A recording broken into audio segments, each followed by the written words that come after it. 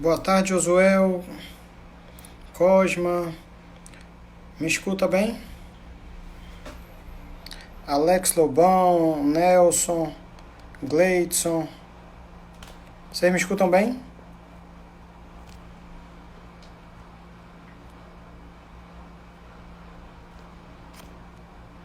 Joia.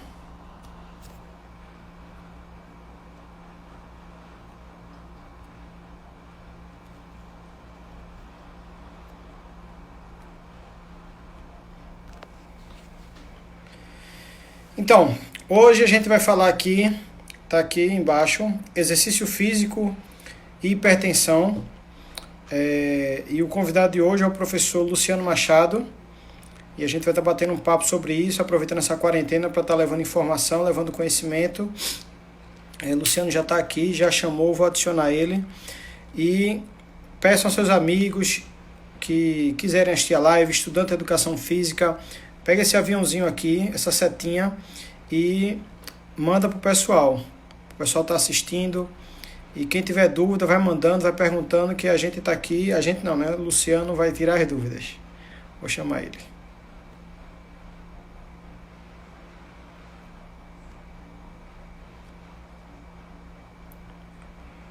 Uai, aqui.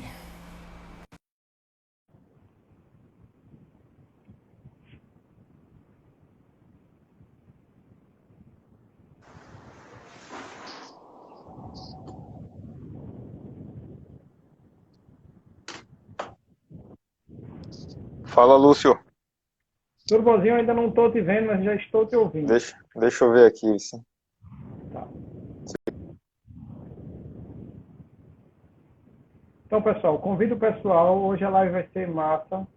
Luciano é tido como showman da educação física brasileira. Então, chama os amigos, profissionais de educação física, estudantes, enfim.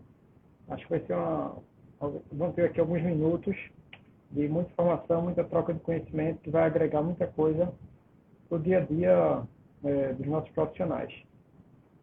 Então, deixa ele só conectar aqui, mas já vai chamando o pessoal para estar discutindo esse tema de hoje, exercício físico e hipertensão. Eu acho que tem algum problema, eu vou chamar ele de novo.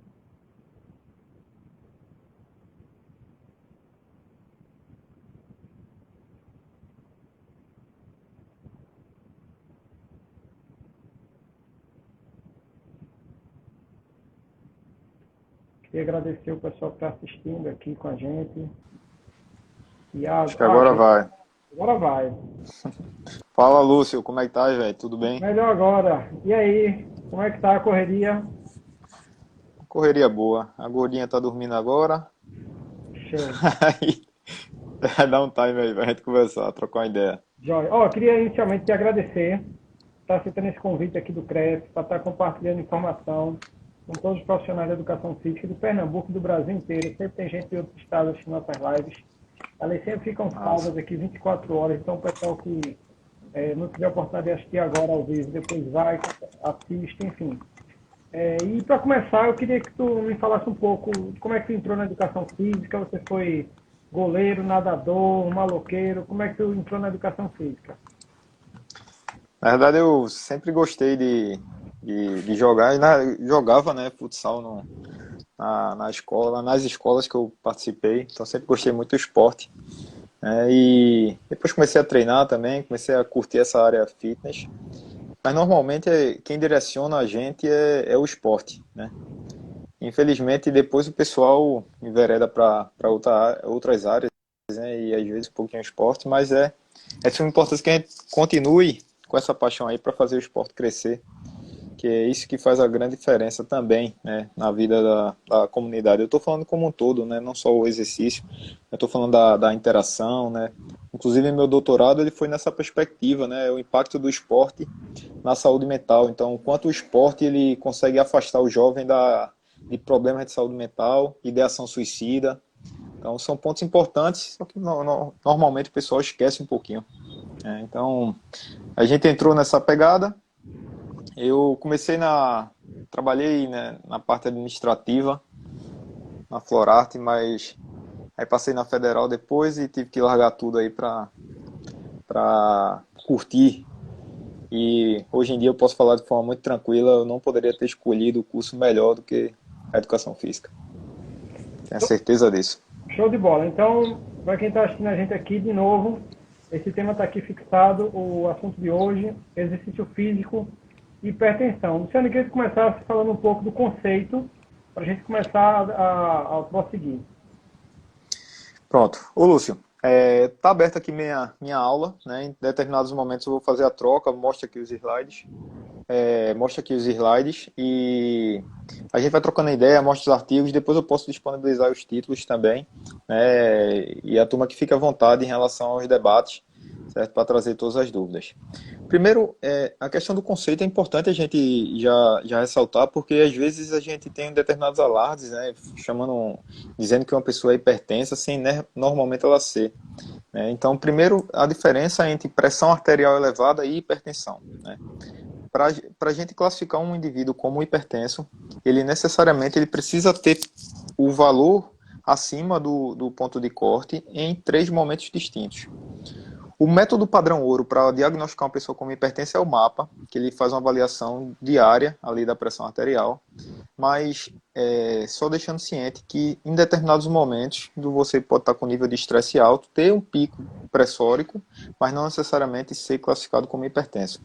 Então, a partir dali, esse é um ponto importante a ser colocado, visto que você precisa necessariamente estar acompanhando esse seu aluno. Então, o profissional da educação física que ele está com um aluno hipertenso, necessariamente ele precisa pensar nesse aluno fora da academia. Acho que essa pandemia aí, Lúcio, ela veio com um ponto interessante para que, inclusive, a gente tenha uma visão que vá além da academia. Por quê? Porque as academias hoje, o pessoal já está começando a fazer essa perspectiva online, tem algumas críticas, mas são pontos interessantes, talvez seja algo que a gente está enveredando que não tem a volta, né? Que o pessoal vai estar antenado a isso aí também. Mas o ponto mais importante agora para o crescimento da nossa área é que o profissional da educação física, ele pense no aluno além da catraca. Normalmente, os profissionais eles só pensavam da catraca para dentro da academia. Só que trabalhar com hipertenso e pensar dessa forma, ao meu ver, é um pensamento limitado para aquele que quer a melhoria do valor pressório. Então a gente tem, primeiro, que vai além, né, dessa linha de raciocínio, o profissional ele tem que entender que a hipertensão ela é multifatorial. Então não adianta só pensar no exercício físico. A gente tem uma linha de exercício que vai nortear para um efeito hipotensor maior. Peraí, segura aí. Que vai pensar para um efeito hipotensor maior. Contudo, você precisa estar controlando os outros valores, os outros fatores intervenientes em relação à pressão. Eu tenho aqui a gente publicou deixa eu só mostrar aqui para a galera. Deixa eu ver aqui.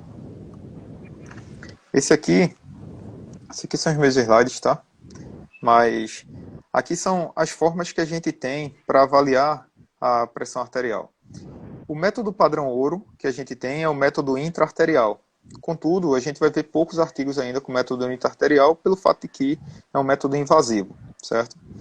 Então, o método intra-arterial ainda é classificado como padrão ouro. Mas sem ser invasivo, a gente tem o finomíter, né, que é a fotoplasmografia, que a gente consegue avaliar a variação da pressão a cada segundo. A gente tem o mapa, né, que também é um método não invasivo, que a gente faz um acompanhamento, mas o que é que está nas mãos do profissional da educação física? Aqui a gente utiliza muito para pesquisa, tá? Os dois. A gente está na mão isso aqui, ó. Ou o método auscultatório, ou alguns monitores digitais, automáticos. De antemão, já te falo que esse aqui, de punho, a gente não utiliza muito, né? A gente vê uma variação muito grande, mas esse aqui, que é colocado no braço, a gente tem utilizado nos artigos da gente também. Contudo, ele é um método para avaliar em descanso. Então, durante o exercício, a gente não aconselha. Mas a gente tem esse método aqui auscultatório que você pode utilizar aí, fazer até durante a prática do exercício. Não necessariamente tem algumas críticas em relação a durante o treinamento de força propriamente dito, mas você pode sim ter o controle desses valores pressóricos utilizando o método auscultatório. A gente publicou, esse aqui foi um artigo que a gente publicou em 2013, né, juntamente com o Rafael Hitt. Para mim é uma das grandes referências na área de hipertensão do Brasil. Foi meu co-orientador no mestrado. A gente publicou mostrando que os erros metodológicos, o quanto isso pode repercutir na prevalência encontrada. Então, quando aqueles indivíduos eles não controlam ou não têm uma rigorosidade metodológica para avaliar a PA, normalmente você tem valores pressóricos maiores. Então, nessa perspectiva, depois a gente fez um estudo original. Esse aqui a gente publicou no Journal of the American Society of Hypertension, né, a Sociedade Americana de Hipertensão, uma das melhores revistas que a gente tem no mundo nessa linha, né, na área de hipertensão, onde a gente mostrou que, dependendo do valor que você utilizar, você tem uma diferença significante do valor pressórico. Então, o que é que isso quer dizer? O que é que tem normalmente na diretriz? A diretriz tem que você precisa fazer 3 medidas e utilizar a média dessas 3. O que é que a gente avaliou? Que se você fizer as 3 medidas, excluindo a primeira devido ao nível de estresse, você pegando a média das 2 últimas, você já vai ter uma queda significante. Então, se você utilizar uma medida só, isso já me indica aí que você pode ter valores pressóricos maiores do que o que deveria ser encontrado normalmente. Então, o profissional de educação física que está trabalhando com hipertensos, o que é que seria interessante? Chegou à academia, dá os 5 minutos de intervalo, que isso aí tem na diretriz, para depois fazer a primeira medida. Seria interessante ele realizar as outras 2 medidas e deixar tudo anotado. Qual é o grande problema que a gente tem aí, Lúcio, em relação ao trabalho com hipertensos? É o não controle das variáveis intervenientes. Então, eu vou botar aqui, isso aqui eu mostrei até numa live que eu tinha feito. Pronto, isso aqui é o que eu faço normalmente, ó, com o meu aluno hipertenso. Ó. Então, eu elenco aqui, ó. Pronto, vamos dizer que você é meu aluno, é hipertenso. Isso surgiu através de um debate que eu tive com um aluno meu que ele estava chegando com picos de pressão e quando eu pedi para que ele fosse ao médico e conversasse com ele sobre isso, né? Dizendo que ele estava chegando à academia com picos. Aí o médico ele tinha falado que, olha, eu acho que teu personal ele está fazendo tua medida errada. Aí eu disse, não, tá tranquilo, o que é que a gente vai fazer? Seria interessante que ele tivesse passado o mapa, mas enfim, vamos dar continuidade. Aí eu pedi para que ele comprasse um monitor digital, esse que eu mostrei agora, né, validado, e pedi para que ele fizesse a medida em momentos estipulados por mim, né? Aí eu botei 7, aqui ó, 7, 9, 14 e 20 horas. Normalmente, quando a gente bota aqui, se ele chegou aqui com a pressão aqui de 135, ele já vai ficar ó, amarelo. Se ele for abaixo disso, 110, ó, já vai ficar verde. E na medida quando ele coloca, quando ele muda aqui, ó, ali a pressão, vamos botar 220, ele já muda aqui no gráfico. Essa planilha foi você que fez? Então, fui eu que fiz. Eu fiz essa planilha aqui. O que é interessante, Lúcio? O profissional da educação física, ele precisa sair um pouquinho da caixa e ver, primeiro, como é que vai ter a valorização da área. Se o cara que é hipertenso, ele vai ter confiança no seu trabalho, pô, isso já vai levar aí teu trabalho pro resto da vida, pô. Porque a gente não está falando de alunos sazonais, a gente está falando de alunos que precisam. Então, o aluno hipertenso, ele vai estar com você porque ele precisa.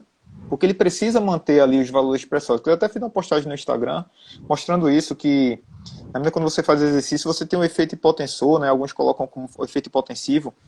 O efeito hipotensor do exercício é importante para que você tenha uma diminuição do risco de um mal súbito.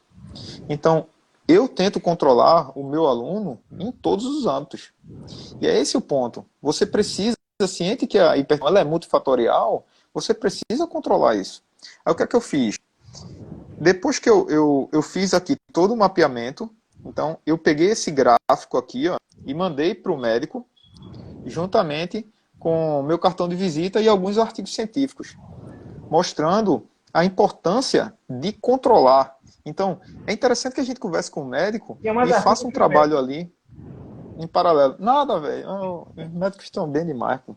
E assim, o pessoal precisa justamente dessa noção que a gente precisa estar trabalhando com o médico, a gente precisa estar trabalhando com o nutricionista. O médico precisa ter a noção da importância do profissional da educação física.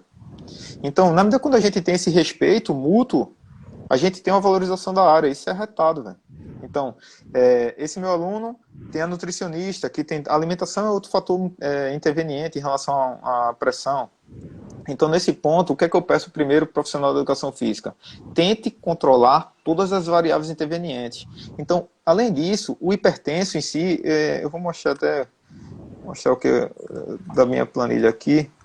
Olha, isso aqui, eu também faço o controle dos meus alunos, ó. Então, eu coloco aqui, pronto, hipotético, se eles estão com a glicose está 200, diz que ele vai ter que melhorar, ó. Se ele está com a glicose 80, tá ok. Então, o que é que eu faço? Eu também tento controlar eu faço um controle dos exames bioquímicos, fatores estes que podem intervir também diretamente na pressão. Então, qual é a sacada? Galera que está trabalhando com hipertensão, com hipertensos, tentem controlar o máximo das situações que podem influenciar no seu trabalho, certo?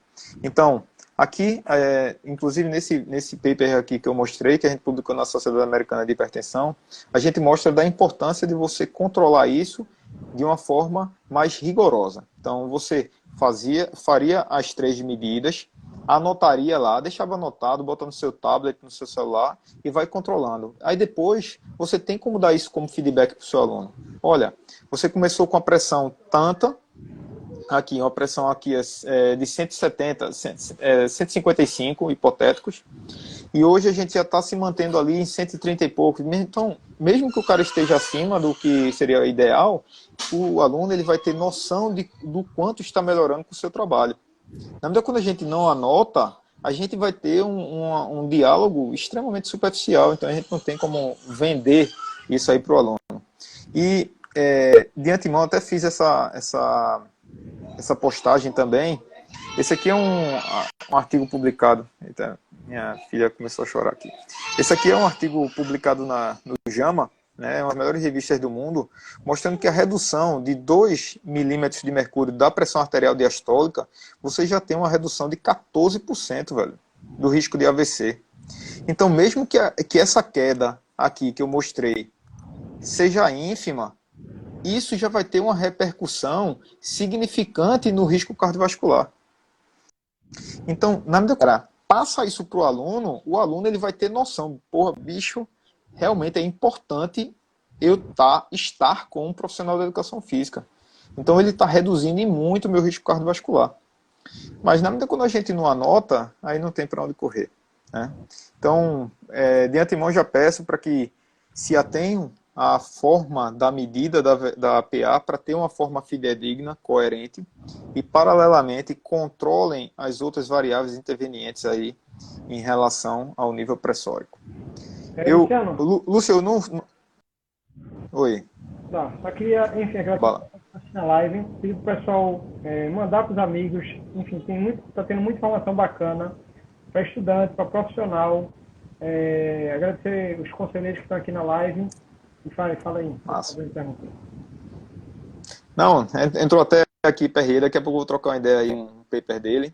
Mas as dúvidas que tiverem aí, pode ir chegando, pode... E qualquer coisa, eu tô vendo que tem muita fera entrando aí. Qualquer coisa eu pergunto pra galera que tá entrando, entendeu? Tem bronca não. Tá. Agora para entender, como é que faz essa medida? Pronto, então. A medida, pronto, dentro do protocolo, dentro da Sociedade Americana de Hipertensão, lá tem todos os protocolos em relação à ausculta, né? A primeira, normalmente quando o cara começa a fazer a ausculta, a primeira batida é o que a gente considera como hiato, né? A gente só vai anotar em si a pressão sistólica quando essa batida ela é sistemática, e normalmente a última ou o abafamento dela seria a pressão arterial diastólica. Tudo isso aí tem na diretriz. Só que qual é o ponto? O que é que difere? Que isso que a gente publicou nesse paper é você realizar essa medida, descansa 1 minuto, realiza a segunda medida, descansa mais 1 minuto, realiza a terceira medida. Você vai anotar as 3 lá. Você, personal, anota as 3. Antes de dar os 5 minutos de descanso, que é o padrão. certo? Anotou as 3, beleza, começa a treinar. Daqui a pouco a gente vai falar sobre os exercícios propriamente ditos. Mas aí você já vai ter um controle ali. Pós-treinamento também é interessante que você faça. O que é que eu fazia com o meu aluno? Eu fazia durante os exercícios de acordo com os estímulos e posteriormente eu pedia para que fizesse essa medida com o método digital, né? Eu peguei o ONO 742, que é o padronizado, é o validado, e pedi para que eles fizessem lá no escritório. Qual um ponto interessante até, disse Lúcio? Esse aluno era empresário, ele chegava no escritório e fazia, olha, bicho, eu vou dar uma parada que meu personal pediu para eu fazer a medida. Então ele estava no escritório fazendo a medida da PA e digitava lá na minha planilha. Isso era um ponto até de marketing interessante para mim, porque o pessoal perguntava, questionava e até mostrava que o personal em si, ele tinha um cuidado com o aluno fora dos muros da academia. Isso é um ponto também importante para o pessoal ter noção. Então, a gente consegue aí ter um retorno também econômico, mas eu ia muito mais na perspectiva de segurança, mas a gente conseguia ter um retorno aí também dos amigos desses alunos, na medida quando você tem um trabalho com segurança. Outro ponto é que na medida quando que o aluno ele se sente seguro para aquele profissional, ele vai virar seu fã, pô, ele vai vender seu trabalho. Então, quando você é fã de um determinado... pronto, teve o show de Roberto Carlos. Eu sou fã de Roberto Carlos, né? Sou das antigas. Né? Então, eu comecei a divulgar, bicho, vai ter Roberto Carlos. Então, na medida quando você curte alguém, né, nessa perspectiva, você começa a divulgar. Então, você não precisa nem ter aquele marketing... não é viciado, né? É um marketing que eu não viajo muito, né, de tá se vendendo a todo custo, mas isso aí vai acontecer de uma forma muito mais natural, certo? Esse é um ponto. As perguntas que tiverem aí, Lúcio, tu podes ir colocando, que a gente dá uma parada e a gente vai... Olha, isso aqui... o Roberto, você é o melhor do mundo. Todo mundo eu tô vendo aí Bruno Lopes, tem o Paulo tá com a gente na pós, só as focas, gente boa demais. Aí eu baixo. Olha, isso aqui é o que tem na diretriz. Eu estava conversando, né, com o Sérgio Caú, né, para mim, uma das grandes referências que a gente tem aí na área, né, no Brasil, né, como um todo. Isso aqui é um ponto que tem na diretriz que mostra o seguinte: na medida que quando você tem determinados sintomas, obrigatoriamente você precisa estar trabalhando, realizar uma avaliação com ergospirômetro, avaliação cardiovascular, né? Na medida quando a gente não avaliação, querendo ou não, você está trabalhando a revelia. Você está se colocando em risco. Então, esse é um dos problemas. Então, se você vai trabalhar com um aluno hipertenso, eu já vi o pessoal falando assim, pô, bicho, teu aluno tem alguma enfermidade? Não, pô, tem não. Meu aluno só é hipertenso. Só é hipertenso, não é para pensar dessa forma. Então, o hipertenso ele pode ter um mal súbito e morrer na sua mão. Então, nessa perspectiva, você tem que ter esse raciocínio, esse pensamento conservador, até porque você está defendendo seu nome. Então, é interessante que você avalie aí todos os fatores. Eu tento avaliar, eu tento controlar tudo, inclusive até isso eu boto nos meus slides, mostrando que, na medida quando você controla, você tem um feedback também do outro profissional. Então, se você mandou para o cardiologista uma planilha controlando tudo, ele vai te dar um retorno. Ele falou, pô, bicho, quem é esse profissional? Lúcio? Pô, Lúcio Beltrão, o cara de confiança. Então eu vou fazer o seguinte, eu vou mandar meus pacientes todos para ele, porque eu sei que lá ele vai ter um trabalho coerente. Então, pense também nessa perspectiva, certo? Então, tem alguma pergunta aí ou a gente leva? Jamil perguntou aqui, ó. Na hidro, você acha melhor antes ou depois? Porque durante fica complicado por conta da água. A hidro, fazer hidro? Não, o aluno que faz hidro, você acha melhor fazer a pressão disso antes ou depois? Porque durante o cara vai sair na hidro. Então, normalmente eu faço antes do exercício para ter controle.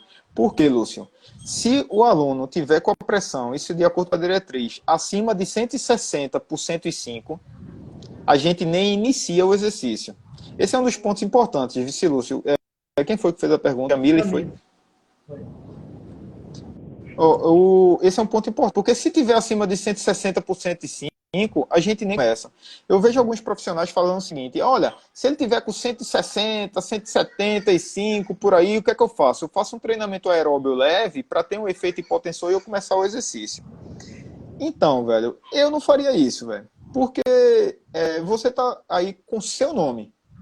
Por mais que você tenha mestrado, doutorado, pós-doc, o que for, se o cara morrer na tua mão, irmão, é um problema. Então, se ele tá no nível de descompensação, ele tá descompensado totalmente aí, a esse nível, você colocar um exercício, mesmo que seja ínfimo, isso pode trazer, pode colocá-lo em risco. Então, se ele tiver nessa perspectiva acima de 160 por 105, de acordo com a diretriz, a gente não faz exercício. Então, é interessante que ela faça antes.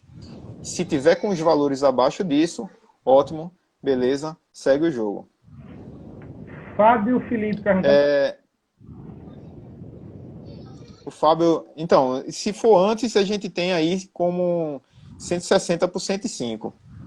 Fábio, se eu não me engano, o Fábio ele é lá do grupo, né? Não sei se é esse o Fábio. Viu a pergunta dele? Mas, então, o valor máximo da PA para iniciar o exercício é justamente isso que a gente falou. Se estiver acima de 160 por 105, a gente não faz exercício, certo? Dependendo, viu, Lúcio? Eu mando diretamente para o médico para fazer essa avaliação, como eu já mandei, né? Eu peguei, já solicitei aí que eles fossem avaliar, até porque eles estavam descompensados. O que eu até conversei com esse médico foi para que ele avaliasse ou a quantidade de medicamentos ou a hora do medicamento, porque ele chegava sempre às 7 horas da manhã, esse meu aluno, com valores elevados. Não acima de 160 por 105, mas muito próximo desse limite. Então eu pedi para que eles fizessem uma avaliação aí. É interessante fazer um mapa para que ele avaliasse ou a mudança do medicamento, ou a quantidade do medicamento, ou a questão do horário do medicamento. Mas isso aí, quem vai modificar é o médico. Então você vai dar o suporte com o exercício. Oi.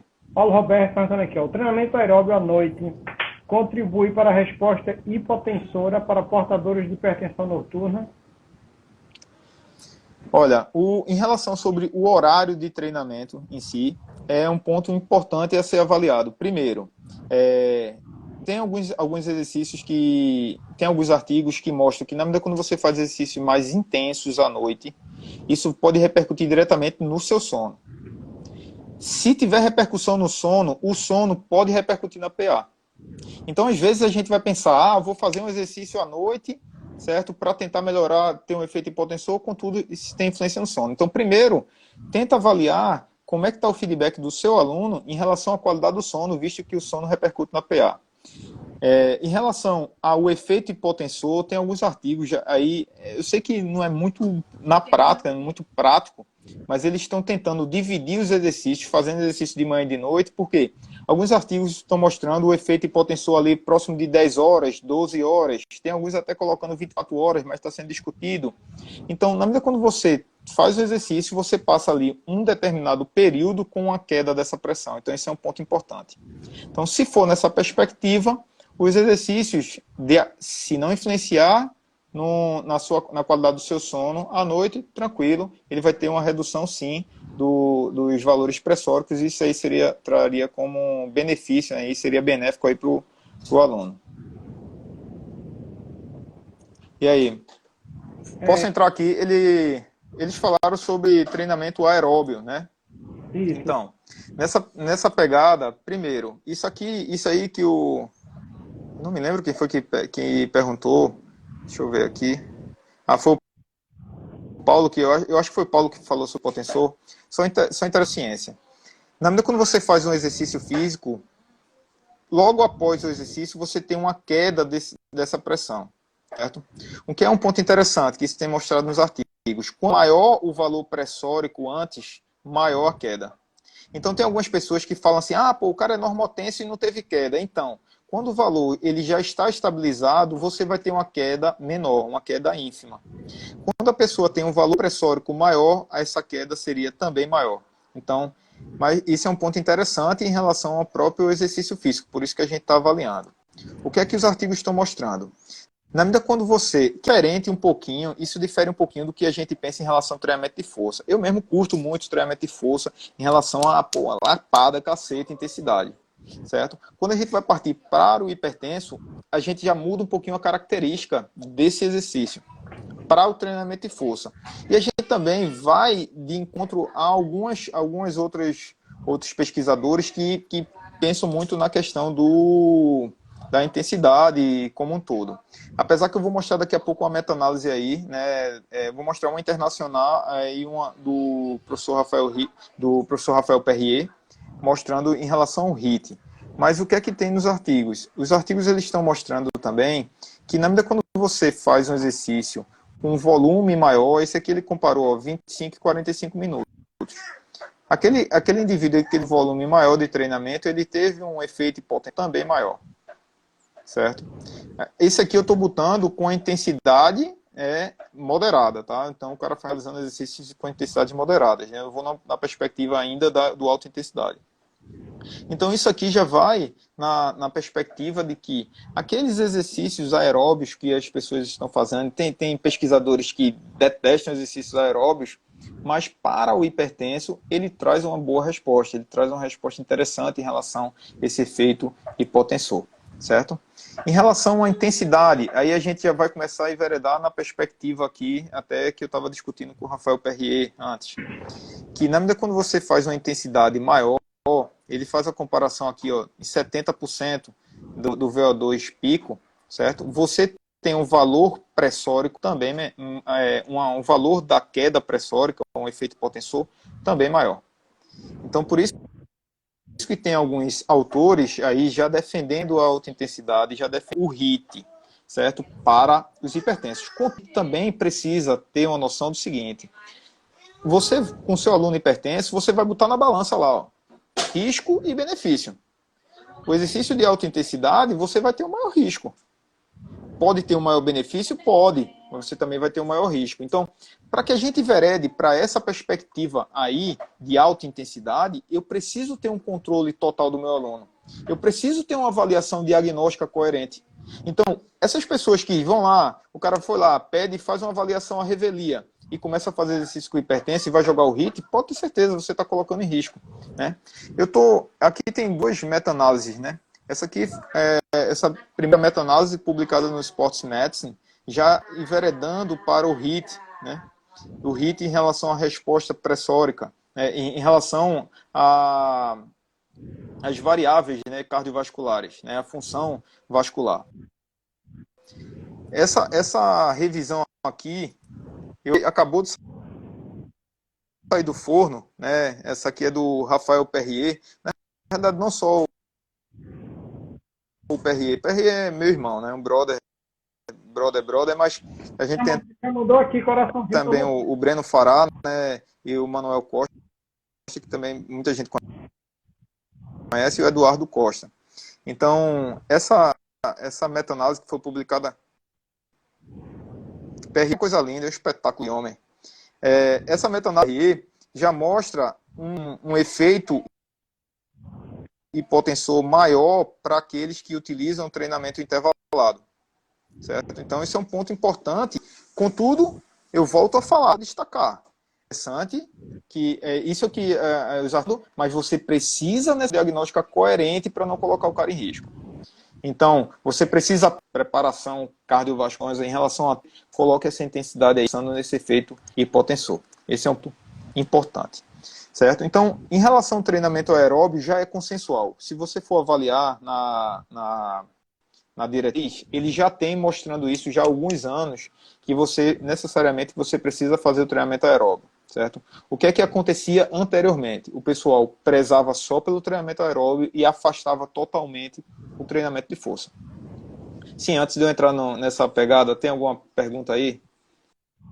Não, eu queria pra gente, antes de fechar, assim, uma dica final para o profissional de educação física em relação ao controle. Eu acho que está travando, está rodando aqui o teu. Mas você está me ouvindo?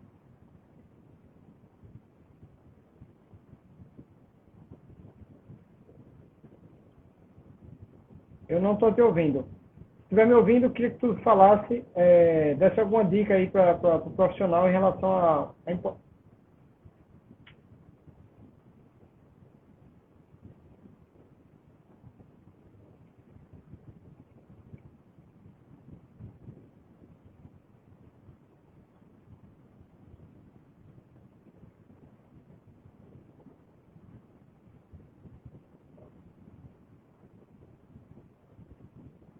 Tá me ouvindo?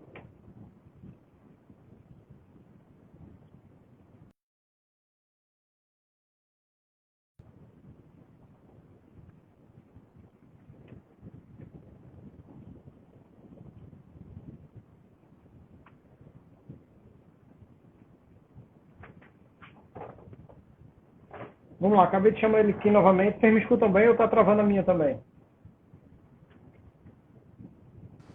Alô, Lúcio? Tá ouvindo? Agora, sim, agora escuto bem. Então, só de antemão, por mim, a gente segura aí, for passar, a gente vai trocando uma ideia, a gente passa as informações, a gente vai tirar todas as dúvidas. A gente tá aqui, eu acho, para mim é sempre massa, velho, tá discutindo, não só você que é um grande amigo, mas que todo mundo, a gente tá discutindo ciência, isso para mim sempre é válido, certo? Então, não precisa ter muito a questão do tempo propriamente dito. Mas, ô Lúcio, sim, fala as perguntas, que aí eu respondo antes de entrar aqui na pegada da força. Tem algum aí? Tem. Cosmo perguntou em relação o hipertenso pode fazer a prática de exercício diariamente ou ele precisa de um descanso específico? Pronto. Diante do que a gente tem nos artigos em relação ao efeito hipotensor, que perdura ali 12 horas, alguns um pouco mais, alguns têm um pouco menos, mas enfim, diante dessa limitação, é interessante que você faça exercício todos os dias. Agora, o que é que o profissional ele vai avaliar? Se ele vai fazer com a perspectiva do cardio, se ele vai fazer com o treinamento de força, então ele vai se ater à sobrecarga articular, as determinadas sobrecargas. Se a gente for falar de HIIT, né, que a gente estava falando antes, aí já não é interessante fazer todos os dias, visto que já tem uns artigos mostrando que você tem uma queda da imunidade na medida quando você realiza o HIIT todos os dias. Então, se for nessa perspectiva, não. Assim como o treinamento de força, que isso também está sendo discutido, né, em relação ao grupo muscular. Na medida quando você modula ou varia a intensidade do exercício, você consegue fazer ali sem ter repercussões negativas. Mas isso aí está sendo discutido ainda. Mas para o hipertenso é interessante que ele se exercite aí todos os dias, numa perspectiva aeróbia, na perspectiva cardiovascular, numa perspectiva relacionada ao treinamento de força. Interessante sim. Pensando no efeito hipotensor, né? Diz. Perguntas foram essas. Pronto. Queria só que você tentasse dar uma dica para o profissional em relação à importância do controle para a gente entrar mais na questão do exercício. Pronto. Deixa eu só mostrar. O que eu faço normalmente, que eu mostrei até a planilha, eu levo em consideração. Eu tento fazer o meu monitoramento geral, viu, Lúcio? Eu tento controlar tudo no meu aluno, véio. Desde exames bioquímicos, a frequência cardíaca, a pressão arterial, a percepção subjetiva de esforço, escala de afetividade, qualidade do sono. Tudo eu tento controlar no meu aluno. E eu vou fazendo, porque a gente precisa de uma avaliação diagnóstica, formativa e sumativa. Isso aí todo mundo vê aí nas faculdades, né? Contudo, se a gente não tiver uma avaliação diagnóstica aqui coerente, uma avaliação diagnóstica boa, né, tentando controlar isso aí, seu trabalho ele fica à revelia. Seu trabalho vai na sorte aí com o seu aluno. Então você tem que rezar mais. Depois da avaliação diagnóstica, você precisa controlar essas variáveis, tanto pensando no marketing como pensando na segurança. Eu penso mais na segurança. O marketing ele vem dando continuidade. Eu vou na perspectiva de que o marketing ele tem adesão. A ciência traz aderência. Então, na medida quando você está com um aluno hipertenso e você mostra que você está controlando as variáveis, tudinho, dos seus alunos, poxa, isso aí vai ter aderência. Ele vai continuar com você porque ele vai se sentir seguro com o seu trabalho. Então, eu faço avaliação de tudo. Então, o que é interessante aí? Qual é a minha sugestão? Primeiro, para um pouquinho e faz um brainstorm. O brainstorm, não necessariamente você precisa fazer um brainstorm com grande quantidade de pessoas. Você pode fazer um brainstorm sozinho. Então, eu penso, Poxa, eu vou ler meus artigos. Ó, tal artigo está vendo que isso aqui é um fator interveniente. Ó, tal artigo está vendo que isso aqui é um fator interveniente. Como é que eu controlo? Então, eu saio anotando tudo. Aí, beleza, como é que eu vou jogar isso na minha planilha? Aí eu vou lá e boto, eu vou fazer dessa forma. Então, a dica que eu dou primeiro avalia a diretriz, vê os fatores intervenientes, depois faz um brainstorm, pode ser sozinho, e pensa, como eu vou concretizar isso? Eu concretizei através da minha planilha. Eu tenho na minha planilha tudo com o meu aluno. Então, estava até conversando com o Bruno Lopes, um amigo meu, ele também manda um questionário lá para a galera. Isso é um ponto importante. Seja chato em relação a isso, velho. Seja chato em relação às informações, porque isso é que vai trazer a segurança do seu trabalho. Então, em relação à forma de monitorar, pense em tudo. Eu peço exames de bioquímicos de forma periódica, então converso com o médico, eles fazem também de forma periódica e a partir dali eu também vou anotando. Dá um trabalho? Dá. Mas, porra, bicho, você está sendo pago para isso, velho.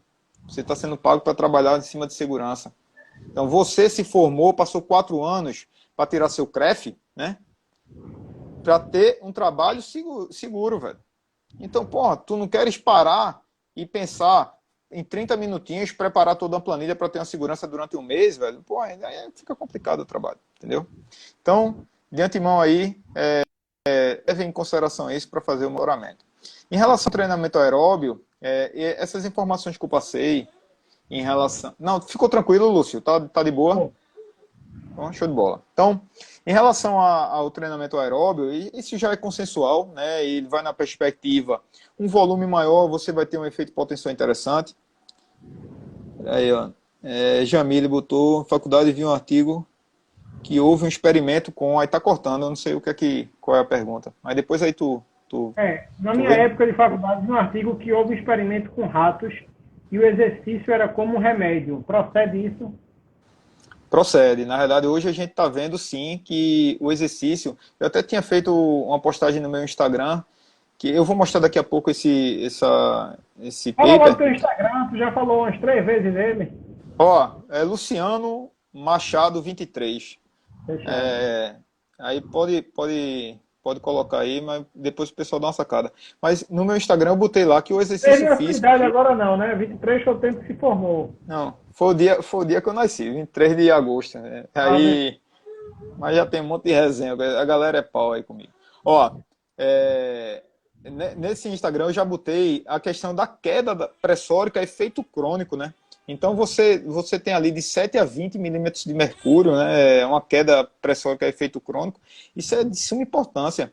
Por isso que acontece, Jamile, aí que o pessoal faz exercício, depois você tem uma queda crônica da pressão e às vezes acontece do médico ter uma redução do medicamento. Por quê? Porque você já está tendo o efeito hipotensor do exercício.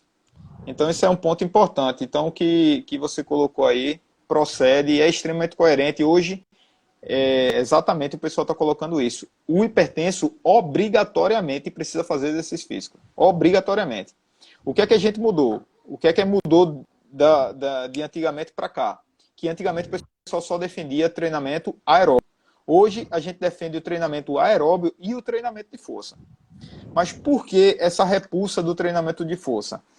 Isso partiu desse paper aqui. Ó. Esse aqui foi um artigo utilizado com o método intra-arterial, né, publicado no Journal Applied Physiology, por McDowell, que ele, através do método intra-arterial, ele mostra que a pressão ela pode ter elevações ali para 320 por 250 durante o treinamento de força. Então, isso aí, pra galera da época, fazia assim, tu é louco, velho, que eu vou botar treinamento de força pra galera, eu vou matar o pessoal. Então, primeiro, tem algumas críticas que isso aí foi utilizado com bodybuilders, né? Então, isso aí pode ter influenciado, visto que eles utilizam aí de substâncias não autorizadas aí pela Anvisa, isso pode repercutir diretamente na pressão, certo? Mas aí eu não vou enveredar para essa linha. Isso mostra que o treinamento de força realmente aumenta, ele tem os picos durante o exercício. E por que esse artigo aí é um artigo clássico ainda e bastante discutido ainda hoje? Por quê? Porque foi um dos poucos que utilizou aí o método intra-arterial, que é tido como padrão ouro. Hoje a gente está utilizando, tem alguns estudos aí com o finomíter, né? A plastimografia, mostrando também esses picos pressóricos. Contudo, o que é que a gente vai avaliar? É o efeito desse exercício, o efeito pós esse exercício. E além do que, esse aqui, o que é que eles fizeram? Eles foram até a falha. Isso quando o cara vai pegar a diretriz de hipertensão, isso aí já quebra, velho.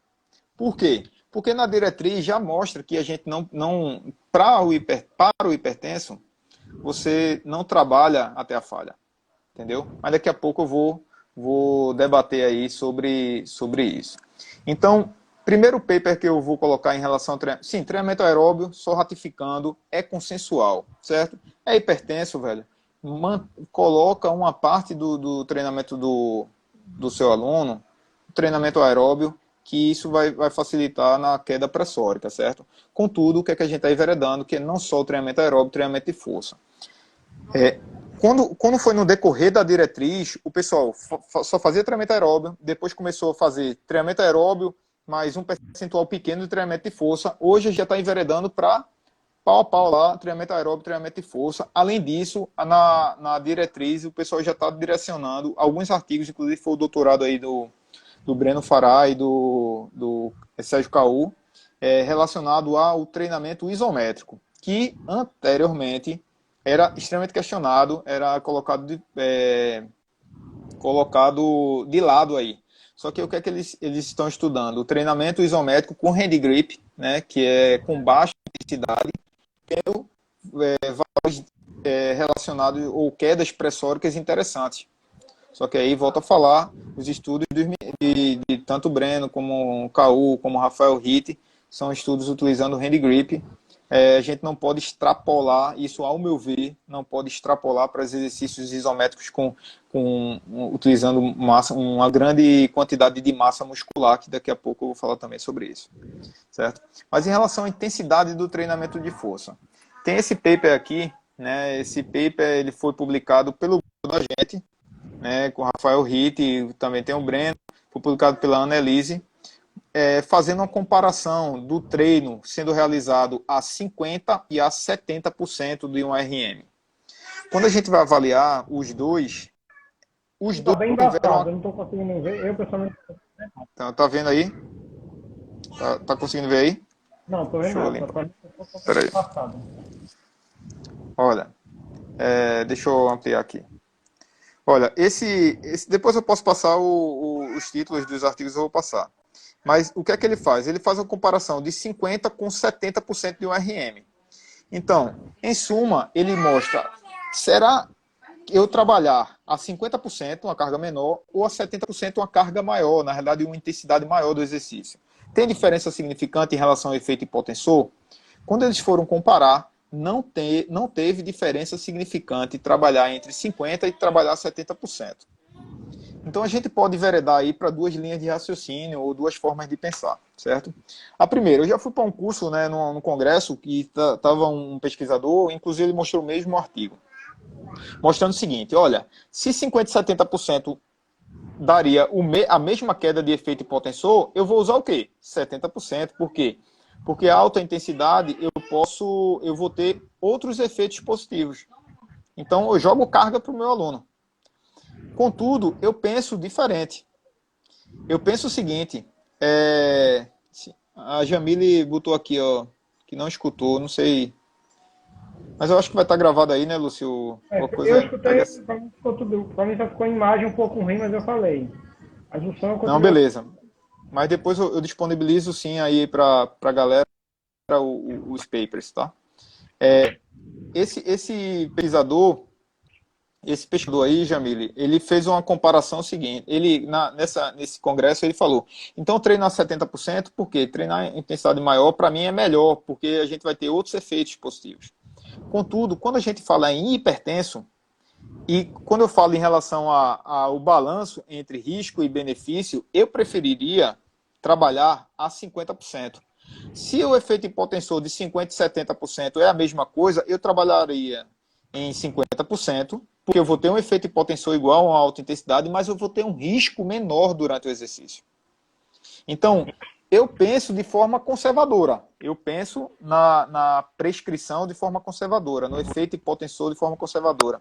Então, eu trabalharia em 50%, teria um risco menor e teria um efeito hipotensor igual a trabalhar com uma intensidade maior.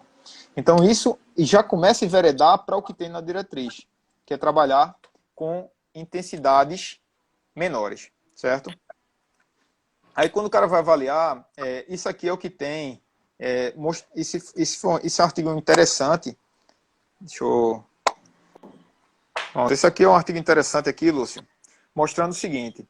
Ele faz quando você vai até a falha, certo? Então, você começou o exercício, então, chegou, você vai até a falha. O que é que ele mostra? Ele divide, primeiro, a gente tem que ter a ciência das fadigas. Você tem uma fadiga concêntrica. O que é que seria fadiga concêntrica? Eu estou fazendo o exercício, então eu não consigo subir mais. Travei. Isso aí, fadiga concêntrica. E a gente tem a fadiga moderada. O que é fadiga moderada? Eu começo a fazer exercício, eu estou numa determinada velocidade. Vai chegar em determinado ponto que eu começo a influenciar na velocidade do exercício.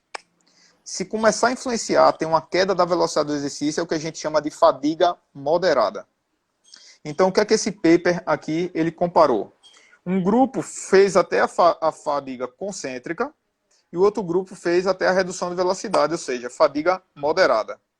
Quando eles foram avaliar a diferença entre a redução da velocidade, fadiga moderada e fadiga concêntrica, você já tem um aumento de 25 milímetros de mercúrio, velho. Então, note que eu não falei lá que 2 milímetros de mercúrio você já tem um aumento do risco, né? Então, vê o pico que você vai ter se você for com o seu aluno hipertenso até a falha. Então, nessa perspectiva, a gente já começa a enveredar para também o que tem na diretriz. O que é que tem na diretriz? Que para o aluno hipertenso, você necessariamente precisa trabalhar em cima de fadiga moderada e não fadiga concêntrica. Ficou tranquilo isso aí de fadiga, velho? Ficou só aqui, ó. Rodrigo Xavier perguntou, professor, podemos mesclar dentro do mesmo treino aeróbio e força? E Suzana fala, para que sobrecarregar se o efeito será similar? Então, exatamente. O que Suzana colocou aí é a minha linha de raciocínio. Para que eu vou sobrecarregar um sistema que ele já está descompensado? Então, primeiro, só de antemão e só ratificando o que Suzana falou. Galera, o objetivo do hipertenso é reduzir PA, velho. Se o cara vai ficar mais bonito e tudo mais, meu irmão, isso aí, para mim, é a visão coadjuvante, velho. O teu foco precisa, primeiro, não matar. É importante isso. Eu acho que é importante. Não matar ninguém, certo? Beleza? Não matando, você precisa ter uma visão conservadora, velho. Então, se vai ter depois eu vi um artigo lá, inclusive eu fazia o HIIT, até o que o Rafael Perrier colocou aí, eu fazia HIIT com meus alunos. Só que eu fazia o HIIT com meus alunos posteriormente, depois de um controle total, pô. Então, eu treinava com meu aluno há 7 anos, pô. Então, eu tinha 7 anos como personal. Então, eu tinha um controle do meu aluno, eu tinha todo um controle das variáveis intervenientes. Aí sim, eu começava a ser um pouco mais, na verdade, ousar um pouco mais em relação ao treinamento, velho. Então, essa é uma linha de raciocínio. Então, seja conservador, não sobrecarregar algo que já está sobrecarregado, o cara já está descompensado. A primeira pergunta, tu tinhas falado, foi, antes de Suzana? Foi de da mistura. Sim. Mistura de treinamento aeróbio e treinamento de força. Então, eu também penso, por mais que seja hipertenso, eu também penso nas influências que o treinamento aeróbio pode ter também relacionado ao treinamento de força. Se a gente for na perspectiva do treinamento aeróbio, em relação à ativação da MPK, né, a MPK inibindo, teoricamente, ali a mTOR. mTOR é uma das vias de hipertrofia. Eu pensaria também nessa linha de raciocínio e em relação ao treinamento aeróbio, quanto poderia influenciar no meu treinamento de força, negativamente. Então, eu tento focar também no treinamento de força. Então, jogar os dois juntos vai de acordo com o que você pensa, mas vai de acordo também com o objetivo que você está colocando para o seu aluno. Por mais, tem até um paper que vai nessa linha aí. Essa pergunta foi o Rodrigo que perguntou, né? Foi. esse paper, ele faz a comparação. Ele foi um artigo publicado por Annelise. Foi esse aqui, ó.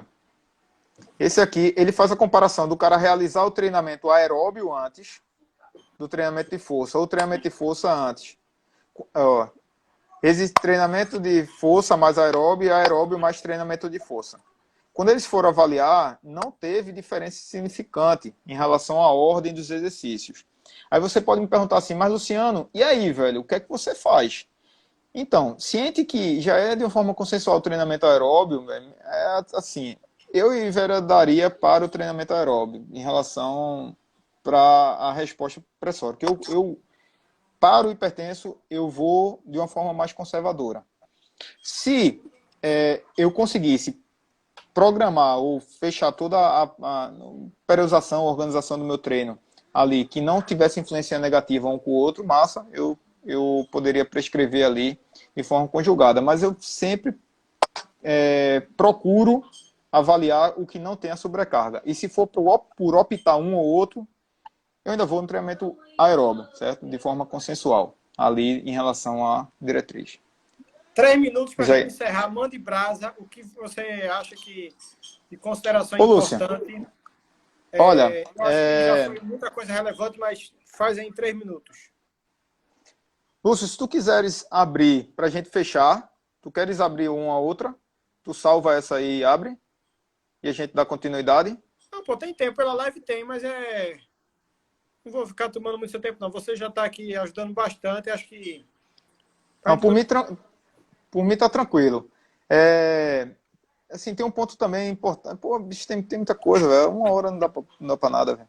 Mas falando sobre em relação ao tempo de descanso, tem falando sobre massa muscular, influência da massa muscular, tem muita coisa massa, velho. Mas enfim, se fosse para eu dar na verdade, se fosse para dar um ponto importante ou uma dica importante para a galera, a primeira é seguir a diretriz, velho. Não tem para onde correr. Então, na diretriz, o que é que eles... eu não curto muito aquela forma de bolo que a galera coloca em relação ao exercício. Eu não viajo, não gosto, certo? Mas lá ele tem pontos interessantes. Quais são os pontos interessantes? Se o cara for pegar pela diretriz, ó, eles já colocam aqui, ó, para exercícios unilaterais. Execução de exercícios unilaterais. Por quê? Porque tem alguns artigos mostrando que quanto maior a quantidade de massa muscular envolvida, maior o pico pressórico. Só que aí, você também tem que avaliar que saiu uma meta-análise, por isso que o tempo é pau, mas saiu uma meta-análise mostrando que quanto maior a massa muscular envolvida, maior a queda pressórica. Então, por isso que eu estou falando assim, é interessante que você coloque aí na balança ali o risco-benefício. O que é que a gente tem também? Que 90 a 120 segundos é o coerente de tempo de descanso. Então, esse é outro ponto importante. Se você está pensando no exercício hipertenso e está fazendo um treinamento igual o que você faz com todo mundo, você também está colocando o cara em risco, velho. Então, em relação à característica, olha, em cima de redução de velocidade, foi o que a gente falou. Então, fadiga moderada, trabalhar em cima de fadiga moderada. Em relação ao treinamento aeróbio, né? Em suma, se você pegar a diretriz, levar em consideração a diretriz, porque isso aí vai levar realmente fazer com que você trabalhe de forma segura. Esse é um ponto importante, porque infelizmente o que a gente está vendo aí, o pessoal trabalhando a revelia com o hipertenso, então tá se colocando em risco. Então, se for nessa linha de raciocínio, é importante que primeiro segue a diretriz, depois corre atrás das meta-análises para ver vai, fala aí. 1 minuto. Se quer abrir, velho, só pra gente fechar, tu fecha essa e abre. Não, eu queria, enfim, só por quanto tempo aqui, agradecer demais a tua disponibilidade. Enfim, a gente pode marcar outras lives, já estou pedindo aqui outros assuntos. Tá massa. Enfim, o objetivo era mais a gente ter um debate sobre esse tema, incentivar o pessoal a estudar, tem muita coisa para ler, muita coisa para estudar. Enfim, a gente precisa estar, enquanto profissional, se atualizando, lendo, estudando. Você está por dentro de muito artigo, deve estar destruindo, lendo muito, principalmente agora nessa quarentena. Mas é isso, agradecer demais a tua disponibilidade. E obrigado. Beleza, quem quiser, manda mensagem aí no direct. A gente pode trocar ideias aí, trocar artigos. Eu acho que o ponto é esse, a gente se ajudar, né, em ajudar o próximo em todos os âmbitos, e na nossa área a gente precisa também ter essa visão, né, ajudar o próximo para que a área cresça. a área precisa disso. A área é uma das poucas áreas da área de saúde que é desagregadora, né? Um metendo pau no outro aí. Isso é muito ruim. Eu espero que o pessoal comece a ter outra visão aí nesse período de pandemia. E eu estou aberto aí para quem quiser discutir, debater sobre essa parte de hipertensão, a área de treinamento de força, emagrecimento, pode chegar aí junto. E a gente vai tentar ajudar da melhor forma possível. Luciano, obrigadão mesmo. Bom ver um profissional Lúcio, como você ligado João, atento. Perfeito. Valeu, obrigadão. forte abraço, velho. Até mais. Tchau, tchau. Valeu, tchau.